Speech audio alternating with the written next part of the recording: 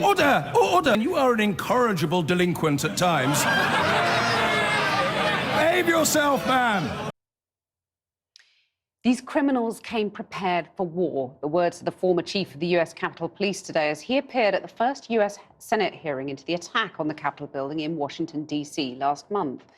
As law enforcement and senators investigate the causes of the riot, questions are being raised over what role militias and other right-wing groups may have had in planning and coordinating the assault. One such group is the so-called Proud Boys. Several leading members have been arrested and charged. Inigo Gilmore was given rare access to the leader of the group, who insists his men are mere scapegoats. These are the Proud Boys, self-described Western chauvinists, but labelled far-right white nationalists by many others. Known for street thuggery and clashes with left-wing groups, they were brought to international prominence when Donald Trump said this. I'm Proud Boys, stand back and stand by. Fight for Trump! Fight for Trump! But now the question is, did they stand back and stand by? Or did they plan and carry out a prominent role in the violent storming of the Capitol on the 6th of January? Let's go! We have stormed the Capitol! At least 8 Proud Boys have been arrested, as well as 10 others allegedly affiliated with the group. So how are officials not prepared? We've got to answer that question. Channel 4 News had access to the Proud Boys leader, Enrique Tarrio, in the days around the Capitol attack. He said it, you guys, we got to listen to the people. And I've now met up with him in Miami to ask exactly what his role was and whether the Proud Boys orchestrated the storming of the Capitol. But the suggestion is that this was coordinated and that you knew that they were going to assault the Capitol. Well, I'd say no. That is definitely false. But you're the head of the organization, and all that's these exactly why it's easy for me to say that I can't. All these people have now been arrested who are Proud Boy members. That's exactly why I say, because I'm the head of the organization and I know exactly what we planned and what we didn't plan.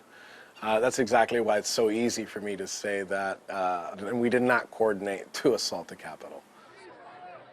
Enrique Tarrio, who's Cuban-American, was not in Washington, D.C. on the 6th because he'd been arrested over the burning of a Black Lives Matter flag. He was ordered to leave the city on the 5th. A camera crew following Tarrio's movements shows him meeting friends before heading out of D.C. Hello. And Stuart, pleasure. Pleasure's all mine, brother. He's joined by Stuart Rhodes, founder of the Oath Keepers militia. Several of his members have also been arrested, and prosecutors allege some Oath Keepers may have been planning the attack as early as November. Rhodes himself has not been arrested. We're just two different groups. Actually, me and Stuart.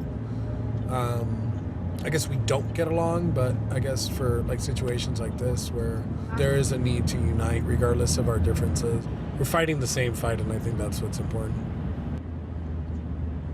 Both the Proud Boys and the Oath Keepers have now been sued by a Democratic congressman over the events of the 6th of January.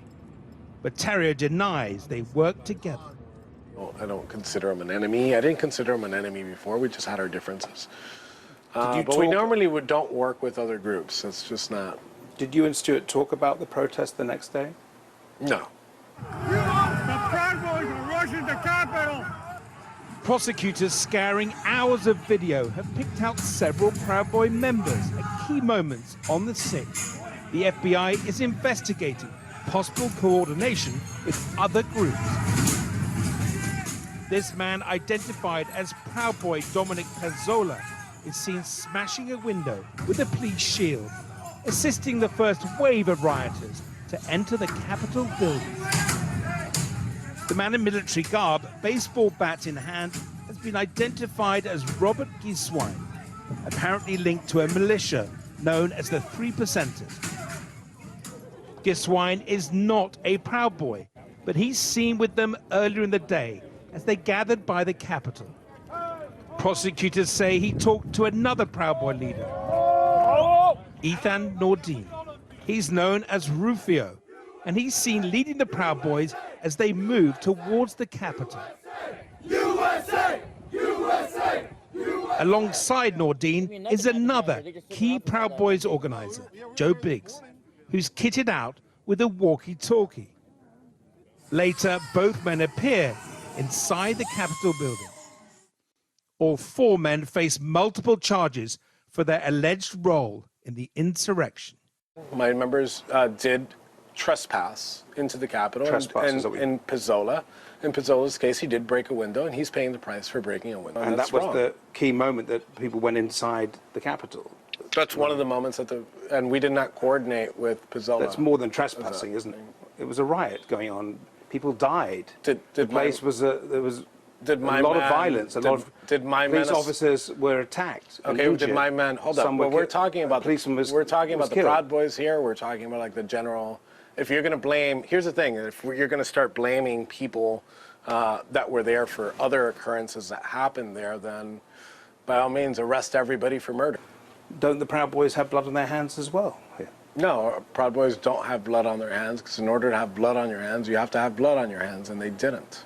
Why were they part of the storming of the Capitol? I think they made a mistake. I think they shouldn't have gone in. I don't think. Why did they go in then? What were they doing? I think they got caught in the heat of the moment with everybody else. However, in this video, filmed before the attack took place, Proud Boy Daniel Lyon Scott, known as Milkshake, Milkshake's afraid of me. can be heard saying this. Stop right there anyway. Come on, tighten up. Tighten up. Come on, boys. Tighten up. Tighten up. Let's not yell that, all right? This milkshake, man, you know. Idiot. Don't yell it, do it. Daniel Lyon Scott has not been charged with a crime.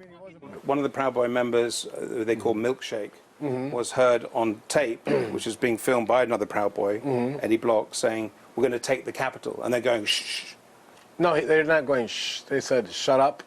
We're not going to do that." Yeah, but the Proud Boy is on tape saying, "We're going to take the Capitol." Yeah, and so is that in not, that video? Is that not, if you look at the whole context of the video, is that he went ahead and he said, they said, "Shut up! Don't even say that. Even playing around. You know, let's not even joke about that." That is what happened. The Capitol was stormed. So, is it that far-fetched to believe that those group who were there, Proud Boys, on the ground, were planning to storm the Capitol? Did they mess up as individuals and they went into the Capitol? Yeah, sure. That's as far as you'll say. Guilty. They only messed up as individuals. Yeah, they messed up. Individual decisions, you're saying? They were individual decisions, and I probably would have been. I would have been susceptible to those individual decisions because I would have. You would have joined them? I probably. I don't know, but I probably. There's a chance that I would have. You know, because I wouldn't. I get caught in the heat of the moment. Look at me right back there. And Rufio, look at him. Banned from D.C. that night, Tarrio was forced to watch the day's events from a hotel room in Baltimore.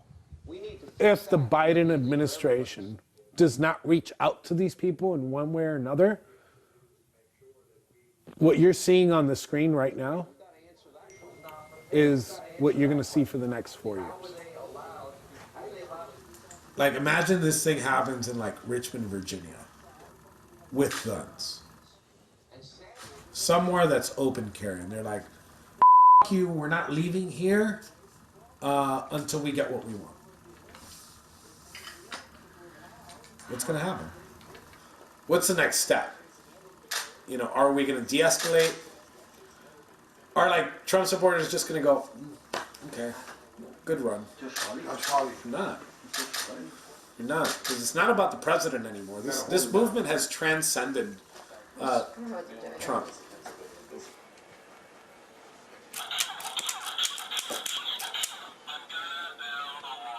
There you go. What does it say? I'm gonna build a wall. Trump may have left the political scene for now, but his brand is still popular. Alongside Trump merch, Tarrio sells the Proud Boy signature Fred Perry-style clothing and typically provocative products. Liberal Tears mug. So I could drink my enemy's tears as they cry every time I do anything. 2016, the president won the election for one reason and one reason only. He tapped into a group of people that felt like they were forgotten, they were left behind. And do you think those same people are feeling persecuted now? I don't think they're feeling persecuted, they're being persecuted. That feeling of persecution will probably not end now that some of the Proud Boys' senior members are under criminal investigation. For Tarrio, the challenge is how to keep the organization going, with their defender Trump gone, a social media ban, and continued outrage over what happened at the Capitol that's left little room for sympathy for the Proud Boys. Inigo Gilmore with that exclusive report there.